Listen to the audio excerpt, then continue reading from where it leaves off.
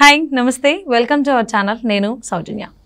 Big boss 7 winner కింద పల్లవి Prashanth winner అయ్యారు. So వాళ్ళ ఫ్యాన్స్ ఎవరైతే ఉన్నారో అక్కడ అన్నపూర్ణ స్టూడియోస్కి వచ్చి అక్కడ చాలా వస్తువుల్ని ధ్వంసం చేసినట్టుగా తెలుస్తోంది. బస్సులు కావచ్చు, బైకులు కావచ్చు, చాలా కార్స్, ఇలా చాలా వాళ్ళు డ్యామేజ్ చేసినట్టు అంటారు. సో పోలీస్ డిపార్ట్మెంట్ కూడా వాళ్ళ మీద కేసులు పట్టి విచారణకి పిలుస్తామన్నట్టుగా కూడా చెప్తూ ఉన్నారు. మరి ఈ అంశానికి సంబంధించి చాలా విషయాలు మనతో షేర్ చేసుకోవడానికి ఈరోజు మనతో పాటు ఉన్నారు ఫిల్మ్ క్రిటిక్ విజ్ఞాన్ దాస్రి ఉన్నారు. వారితో మాట్లాడదాం. నమస్తే అండి. నమస్తే అండి. బిగ్ బాస్ 7 టైటిల్ విన్నర్ పల్లవి ప్రశాంత్. సో వాళ్ళ ఫ్యాన్స్ ఎవరైతే ఉన్నారో తనను కలవడానికి వచ్చి అక్కడ ఉన్నటువంటి బస్సెస్ కావచ్చు, కార్స్, వెహికల్స్, 2 వీలర్స్ అన్నీ ఆల్మోస్ట్ చాలా డ్యామేజ్ చేశారు, ధ్వంసం చేశారు అని టాక్ వినిపిస్తోంది.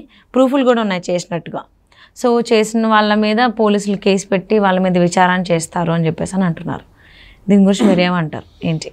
Basically 1 second I want to tell you one thing. Fans అంటే అభిమానులు.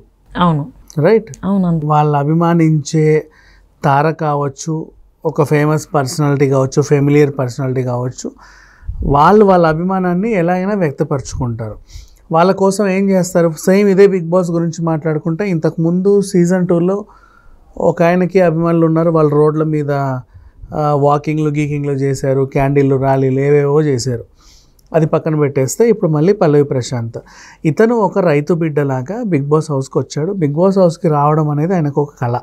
ఎప్పటి నుంచో ఈవెన్ సీజన్ 3, 4, 5 అన్ని సీజన్లో కూడా గేట్ దగ్గరికి వెళ్ళి నన్ను తీసుకెళ్ళండి అంతకు తెలియదు ఎలా తీసుకెళ్తారో అని. ఆడియన్స్లో కూడా కూర్చున్నాడు, క్లాప్స్ కొట్టాడు. అట్లా బిగ్ బాస్ అంటే ఆయనకి ఇష్టం. చాలామందికి చాలా కోరికలు ఉంటాయి ఎక్కడికో వెళ్ళాలి అని. ఇప్పుడు ఒక మిస్ ఇండియా, మిస్ యూనివర్స్ కూడా నార్మల్గా రారు. మోడలింగ్ రంగంలోకి ఒక అమ్మాయి వచ్చిన తర్వాత ఆమెకి ఇంకా అంచెలంచెలుగా ఎదిగి ఆ టాప్ ఏదో తెచ్చుకోవాలనిపిస్తుంది. అలా మన బ్యూటీ పేజెంట్స్లో మిస్ ఇండియాలో, మిస్ యూనివర్స్లో చూస్తాం. ఈవెన్ మంచిగా వంటలు చేసే వాళ్ళు కూడా వాళ్ళకంటూ మాస్టర్ షెఫ్ అని ఒకటి వచ్చింది. అది కొడితే నేను అత్యుత్తమ వంటగాన్ని అన్నట్టుగా వాళ్ళకు ఒక ఫీలింగ్ వస్తుంది. సేమ్ అలాగే సోషల్ మీడియాలో కానీ ఎక్కడైనా సరే ఇన్ఫ్లుయెన్సర్స్ కానీ వాటెవర్ ఇప్పుడు మనకి పెరిగిన సోషల్ మీడియా ఎంతైతే ఉందో ఫెమిలియర్ అవుతున్న కొద్దీ ఇంకా ఫేమస్ అవ్వాలని వాళ్ళకి అనిపిస్తుంది. ఎక్కువ ఫేమస్ దేంట్లో అవుతుంటే బిగ్ బాస్కి వెళ్తే చాలు మన ఫేమస్ అనే ఒక గుర్తింపు పడిపోయింది వీళ్ళకి. అట్లా చాలామంది అక్కడికి వెళ్ళాలనుకుంటారు, వెళ్ళారు. నెక్స్ట్ అక్కడికి వెళ్ళిన తర్వాత వీళ్ళ కోరిక నెరవేరుతుంది. అంతవరకు గేట్ లాక్. వాళ్ళని చూస్తూ బయట చాలామంది అభిమానాన్ని పెంచుకుంటూ ఉంటారు. అభిమానులు ఎలా ఉంటారు అంటే వాళ్ళు అభిమానించే తారకి చిన్న దెబ్బ తగిలినా వాళ్ళు తట్టుకోలేరు, చిన్న ఇజ్జరినా తట్టుకోలేరు. ఇంకా చెప్పాలి అంటే ఫర్ ఎగ్జాంపుల్ చిరంజీవి గారు, రజనీకాంత్ గారు ఇట్లాంటి వాళ్ళ సినిమాలు మనం చూస్తామా? హీరోయిన్ చిరంజీవి గారు అంటే మెగాస్టార్. హీరోయిన్ చిరంజీవి గారిని చెంపదెబ్బ కొట్టాలన్నా వాళ్ళ అభిమానులు యాక్సెప్ట్ చేయరు. ఫస్ట్ అట్లాంటి సీన్లు పెట్టరు. అంటే అభిమానం అలా ఉంటుంది, తారాస్థాయికి చేరుకుంటుంది.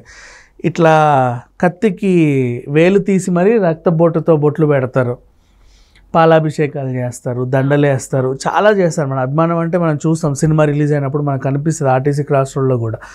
సో అట్లాగే ఇతను రైతు బిడ్డని ఇన్ఫ్లుయెన్స్ చేయడానికి అంటే ఒక రైతు బిడ్డగా వచ్చాడు. రైతుల కోసం నేనేదో సాధించాలన్నట్టుగా ఒక టార్గెట్ పెట్టుకున్నాడు. బిగ్ బాస్ హౌస్లో ఒక సామాన్యుడు, పైగా ఒక రైతు గెలవాలన్న దృక్పథంతో అతను వచ్చాడు, గెలిచాడు ఓవరాల్గా. సో అతని మీద ఉన్న అభిమానంతో మిగతా వాళ్ళు చేసే విధ్వంసం ఏంటంటే అతన్ని ఎవరన్నా ఏమన్నంటే తట్టుకోలేరు. ఇప్పుడు ఇందాక చిరంజీవి గారు ఎగ్జాంపుల్ చెప్పినట్టుగా ఒక స్టేజ్లో చిరంజీవి గారిని చెంపదెబ్బ కొట్టే ఒక సీన్ ఉంటే ఆ హీరోయిన్ని ట్రోల్ చేశారు. నెక్స్ట్ మన త్రిష తెలుసు కదా, త్రిష 10 years అసలు కనబడలా. ఒక పీక్ స్టేజ్ వచ్చిన తర్వాత 10 years కనబడ, ఇప్పుడు మళ్ళీ వచ్చింది. ఎందుకు కనబడలేదంటే స్టాలిన్ అనే సినిమాలో త్రిష ఇట్లా కళ్ళకేదో మేకప్ వేసుకొని చిరంజీవి గారి మీద కాలు మీద కాలేస్తుంది, ఒళ్ళో కాలేసి ఇట్లా పడుకుంటుంది. మా హీరో మీద, మెగాస్టార్ మీద నువ్వు కాలేస్తావా, నువ్వెంత, నీ బతికెంత అని చెప్పేసి ఫ్యాన్స్ దాడి చేస్తే ఆ పిల్ల ఇండస్ట్రీకి దూరం అయిపోయి ఇప్పుడు మళ్ళీ వచ్చింది. ఇట్లా ఉంటాయి. అంటే అభిమానులు వాళ్ళు అభిమానించే తారని ఎప్పుడైనా సరే ఎవరు ఏం చేస్తే తట్టుకోలేరు. సేమ్ అలాగే పల్లవి ప్రశాంత్కి కూడా కొంతమంది ఫ్యాన్స్ ఉన్నారు, కొంతమంది కాదు తారాస్థాయిలో ఫ్యాన్స్ ఏర్పడ్డారు అతని ఆటను చూసి. సో ఆ విధంగా ముందుకు వచ్చారు, బాగానే ఉంది. ఇకపోతే ఇప్పుడు విధ్వంసం గురించి మాట్లాడదాం. విధ్వంసం అంటే ఏంటి? బస్సులు ధ్వంసం చేశారు, అద్దాలు పగలగొట్టారు. ఇలాంటివన్నీ ఎప్పుడు జరిగాయి అంటే అమర్దీప్ బయటికి వచ్చిన తర్వాత అతని కారు అద్దాలు పగలగొట్టి ఒరే బయటికి దిగిరా, అరే నిన్ను అది చేస్తా ఇది చేస్తా మా పల్లవి ప్రశాంత్ ఇలా అంటారు అని చెప్పి ఒక గొడవ జరిగింది. సో అతను కేసు పెట్టాలి. ఏమని? పలానా పల్లవి ప్రశాంత్ ఫ్యాన్స్ నా మీద దాడి చేశారు, కావాలంటే విజువల్స్ ఉన్నాయి చూడండి అని. సో దాన్ని ఇంకా తారాస్థాయికి తీసుకెళ్ళడానికి వాళ్ళు ఏం చేశారంటే సేమ్ టైంలో అద్దాలు, బస్ అద్దాలు, అవి ఇవి ఆర్టీసీ అన్నీ ధ్వంసం చేసేసి ఇవన్నీ కూడా ఆయన కోటాలో వేద్దామని ప్లాన్ చేశారు. అంత మించి ఏమీ లేదు. ఇప్పుడు నిజంగా రైతు బిడ్డలు అంటే మీకు తెలుసు, రైతులకి ఆత్మహత్య చేసుకుంటారే తప్పితే ఎదురు పోరాడరు.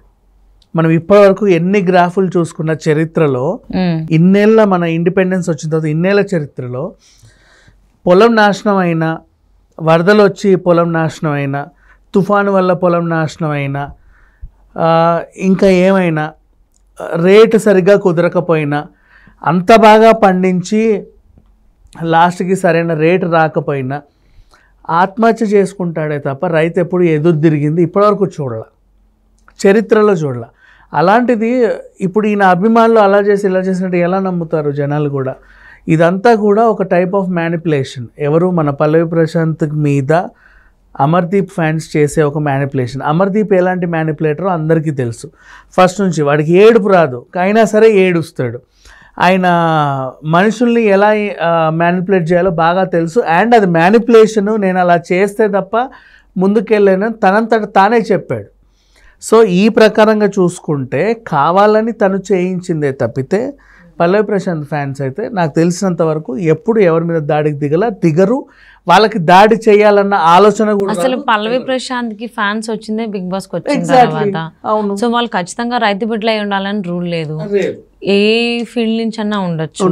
సో మీరు అన్నట్టు రైతు బిడ్డలే ఇక్కడ వచ్చి అక్కడ ఉన్నటువంటి బస్సుల్ని కానీ కార్లు కానీ ఓవరాల్గా వెహికల్స్ని ధ్వంసం చేసిన అనట్లేదు. పల్లవి ప్రశాంత్ వాళ్ళ ఫ్యాన్స్ అన్నారు కానీ వాళ్ళు రైతు బిడ్డలని అనలేదు. అవును. సో వాళ్ళు ధ్వంసం చేసి ఉండొచ్చు. చేసి ఉండినా కూడా చేసిన వాళ్ళు ఇతని ఫ్యాన్స్ అని చెప్పలేం. బజార్లో ఒక విధ్వంసం అదే మీరు ఎలా అయితే ఖచ్చితంగా పల్లవి ప్రశాంత్ ఫ్యాన్స్ కాదని అంటున్నారో అయి ఉండొచ్చు అనేటువంటి వాళ్ళు కూడా ఉన్నారు. నేను అదే చెప్తున్నా. ఇప్పుడు ఫర్ ఎగ్జాంపుల్ అబిడ్స్లోనో కోటిలోనో ఒక బాంబు పేలింది, ఓకేనా? ఆ ఉగ్రవాదిని పట్టుకున్నారు. వాడి గత చరిత్ర చూస్తే రాజకీయ నాయకుడితో ఒక ఫోటో ఉంది. అంటే ఆ రాజకీయ నాయకుడే వీడిని ప్రేరేపించి అక్కడ బాంబు పెట్టించాడు అనేది ఎంతవరకు అబద్ధమో ఇది కూడా అంతే. చాలా సింపుల్. సో విధ్వంసం చేయాలనుకున్నవాడు చేశాడు, వాడికి ఒక సందర్భం దొరికింది, విధ్వంసం చేశాడు. అది పల్లవి ప్రశాంత్ అకౌంట్లో వేస్తున్నారు అనవసరంగా. అవతల వాళ్ళు వీళ్ళ అకౌంట్లో ఫ్యాన్స్ అని వాళ్ళ అకౌంట్లో వేస్తున్నారు. కానీ అట్లా ఏం లేదు. ఎప్పుడైనా సరే నాట్ ఓన్లీ బిగ్ బాస్, ఏ సినిమా చరిత్ర చూసుకున్నా, ఎవరి చరిత్ర చూసుకున్నా సరే అభిమానులు అభిమానిస్తారే తప్ప విధ్వంసాలు చేయరు. అవును, వాళ్ళు అభిమానించే వాళ్ళని ఏమన్నా అంటే కూడా తీసుకోలేరు. ప్రెసెంట్ అదే అవుతుంది. సో అమర్దీప్ మీద దాడి కావచ్చు, అక్కడ ఉన్నటువంటి వెహికల్స్ ని. సో నా ఉద్దేశం ఏంటంటే, నేను పర్సనల్ గా చెప్తున్నా, అమర్దీపే కావాలని చేయించి వాడి అకౌంట్లో వేసి ఉంటాడని నేను అనుకుంటున్నాను 100%. సో మీరు ఎలా అయితే అనుకుంటున్నారో అక్కడ చేసింది కూడా ఖచ్చితంగా పల్లవి ప్రశాంత్ వాళ్ళ ఫ్యాన్స్ చేశారనేది కొంతమంది భావిస్తున్నారు. సో ఏంటి అనేది అయితే పోలీసులు తేల్చాల్సింది ఉంది. సో విచారణ జరుగుతుంది ప్రజెంట్. ఎవరు ఏంటి అనేది త్వరలోనే మనం తెలుసుకోబోతున్నాము. Thank you so much.